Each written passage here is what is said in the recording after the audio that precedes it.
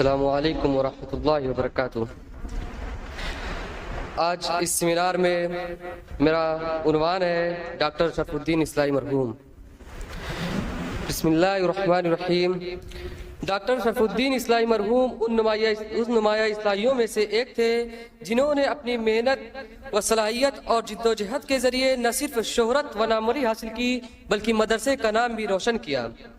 Doctor صاحب کی ولادت 1930 عیسوی میں اعظم گڑھ کے ایک مشہور گاؤں سنجت پور میں ہوئی۔ یہ گاؤں اپنی تہذیب و ثقافت، اثر و رسوخ اور علمی نفوذ کی بنا پر معروف ہے۔ خاندانی پس منظر: ڈاکٹر صاحب اپنے والد کے دوسرے بیٹے تھے۔ ان کے والد کا نام حافظ شیخ غلام رسول تھا۔ ڈاکٹر صاحب کے 3 بھائی تھے۔ ان کے بڑے بھائی کا نام محمد صدر الدین صاحب تھا جو کہ وکیل تھے۔ انہوں نے شبلی کالج سے اپنی وکالت کی پڑھائی پوری کی تھی۔ ڈاکٹر صاحب کے دوسرے بھائی محمد صلاح الدین صاحب تھے جو ایک اچھے انجینئر تھے، اور تیسرے بھائی محمد معین الدین صاحب تھے جو کہ مدرسۃ الاصلاح پر مکتب چہارم تک تعلیم حاصل کی تھی۔ آخر الذکر دونوں بھائی ان سے چھوٹے تھے۔ مولانا کے 2 بیٹے ہیں۔ ایک کا نام محمد یوسف جو کہ پڑوس ملک پاکستان میں فوج کے کسی بڑے عہدے پر فائز ہے، اور ڈاکٹر صاحب کے دوسرے بیٹے کا نام محمد امین ہے جو کہ اس وقت امریکہ میں مقیم ہے۔ ڈاکٹر صاحب کے دوسرے اہل خاندان بھی تعلیم یافتہ ہے، ان سے ان کا خاندانی وصف نمایاں ہوتا ہے۔ تعلیم و خدمات: ڈاکٹر صاحب نے اپنی ابتدائی تعلیم گاؤں کے سرکاری اسکول میں حاصل کی۔ پھر 1940 میں ڈاکٹر صاحب نے مدرسۃ الاصلاح میں درجہ مکتب سوم میں داخلہ لیا اور 1950 میں یہاں سے فراغت حاصل کی۔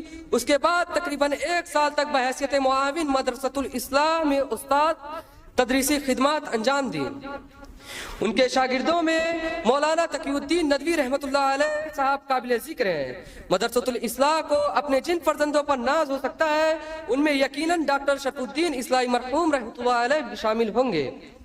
سنجت پور اور اعظم گڑھ کے اصلاح کے فرزند کو گردش روزگار نے پاکستان پہنچا دیا اور وہیں کے ہو کر رہ گئے۔ کچھ دنوں بعد وہاں کے ایک معروف علمی و تحقیقی ادارے تحقیقات اسلامی سے وابستہ ہو گئے اور اس کے ترجمان سہمائی فکر و نظر کے مدیر بنائے گئے۔ وہ فطری طور پر انتہائی باصلاحیت محنتی انسان اور بلند پائے کے محقق تھے جس کا اندازہ ان کی تحریروں سے لگایا جا سکتا ہے۔ وہ اردو، فارسی، انگریزی زبانوں پر اچھی قدرت رکھتے تھے۔ ڈاکٹر شرف الدین اصلاحی رحمۃ اللہ علیہ صاحب نے کئی تحقیقی کارنامے انجام دیے، لیکن ان کا سب سے بڑا اور نمایاں کارنامہ ذکر فراہی کی تصنیف ہے۔ اس تصنیف میں انہوں نے جس کوہکن اور جافشانی کا مظاہرہ کیا وہ بس انہی کا مقدر تھا۔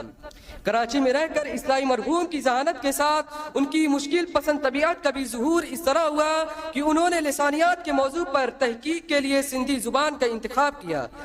سندھی زبان سیکھی اور بہت مختصر مدت میں اردو سندھی کے روابط کے رموز و اسرار پاس کرنے کے لائق ہو گئے۔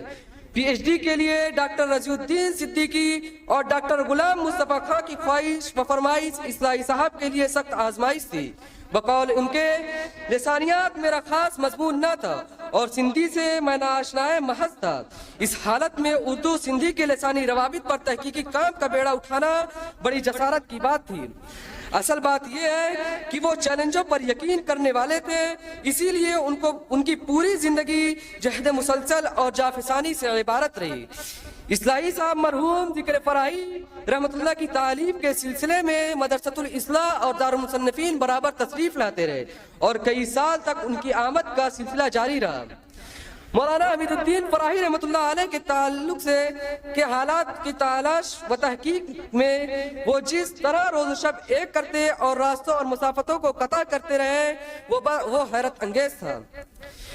ادارہ تحقیقات اسلامی پاکستان کی جانب سے ان کو یہ فراہی پروجیکٹ اس شرط پر ملا تھا کہ انہیں 1 سال کی مدت میں اسے پائے تکمیل تک پہنچانا ہوگا، مگر اتنے بڑے پروجیکٹ کے لیے محض 1 سال کی مدت یا تو اس کی اہمیت سے اغماض تھا یا پھر کوہکن کی آزمائش تھی۔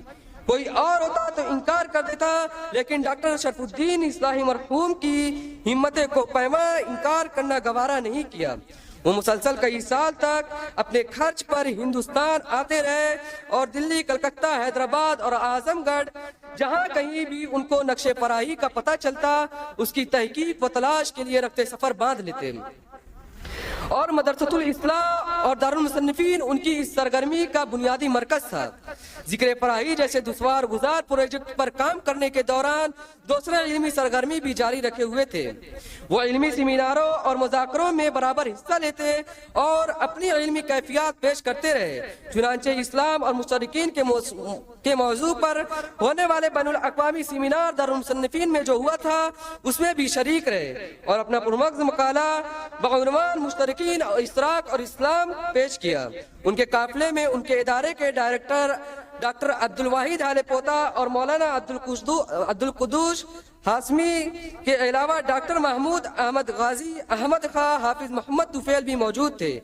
وہ مختلف معیاری رسالوں میں بھی لکھتے رہے، مثلا معارف اعظم گڑھ میں ان کے چند مضامین بھی شائع ہوئے، جیسے عہد نبوی میں اسلامی ریاست کا نظام تعلیم، اردو زبان و ادب میں قرآنی الفاظ کا استعمال وغیرہ۔